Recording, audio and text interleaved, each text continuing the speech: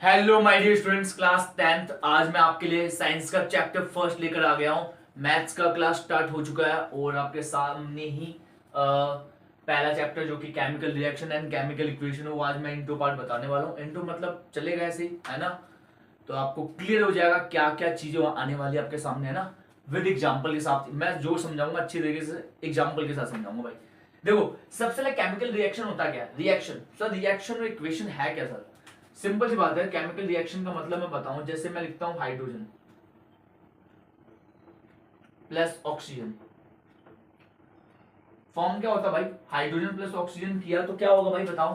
Hydrogen और oxygen किया तो हमारा वाटर का फॉर्मूला मिलेगा, है ना। वाटर का फॉर्मूला मिलता है ना सर। ये तो मतलब ठीक है, ये रिएक्शन है।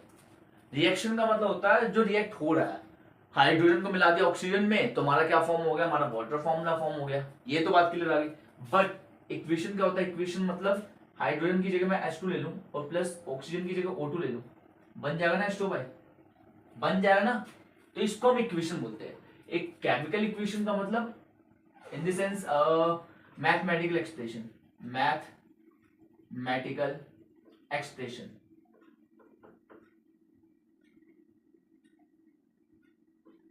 ठीक है, मैथमेटिकल एक्सप्रेशन में जिसको एक्सप्रेस कर दे वो हमारा क्या बन जाता है? Chemical equation. Chemical reaction only reaction दिखाता है, ऐसे नाम से लिख के हाइड्रोजन प्लस ऑक्सीजन के। और सर ये मुझे बताओ सर, ये तो हाइड्रोजन 2 शो हो रहा है सर, यहाँ पर भी 2 शो हो रहा है सर, यहाँ ऑक्सीजन 2 शो हो रहा है बट वहां 1 हो रहा है सर, ये कैसे वाटर का फॉर्मूला? देखो भाई, एक वर्ड आपके टर्म में जुड़ेगा, वो बैलेंसिंग इक्वेशन है।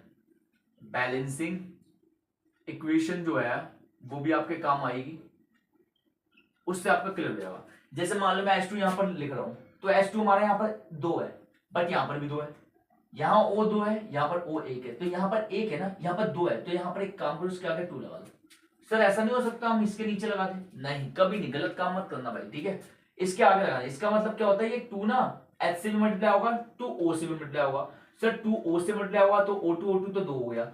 सर यहाँ 2 H से मल्टीप्लाई होगा तो H के बाद पहले से 2 है, तो 2 2 तो 2 2 जाए तो 4 हो जाएगा, तो यहाँ पर तो 2 है, तो इसके आगे भी 2 लगा दो। तो ये जो बनती है ना, इसको बोलते हैं बैलेंसिंग करना। ठीक है, अब देखो 2 2 जा 4, हाइड्रोजन 4, 2 2 जा 4, हाइड्रोजन 4, O2 2, 2 को O से मल्टीप्लाई करोगे O भी 2, तो इसको बोलते हैं हमारा। ठीक है, केमिकल इक्वेशन के साथ मैंने आपको और क्लियर कर दिया कि मतलब मैथमेटिकल एक्सप्रेशन में कर देना।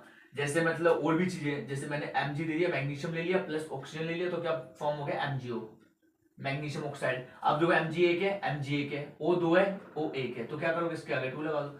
बट इसके आगे 2 लगाया तो इससे भी मल्टीप्लाई होगा, इससे भी मल्टीप्लाई होगा, तो 2Mg, यहाँ पर भी 2 लगा दो, तो 2Mg O2, 2 इससे मल्टीप्लाई होगा, तो बैलेंसिंग ऐसे होता है। और ये भी चीज याद रखना, इस वाले को ना, इस साइड वाले को रिएक्टेंट कहते हैं, इसको रिएक्टेंट कहते हैं, और इस वाले को प्रोडक्ट कहते हैं, याद रखना। ठीक है, ये बात याद रखना। इसको रिएक्टेंट यानी कि हिंदी में अभिकारक बोलते हैं और प्रोडक्ट यानी कि उत्पाद बोलते हैं। ठीक है, इसको रिएक्टेंट, इसको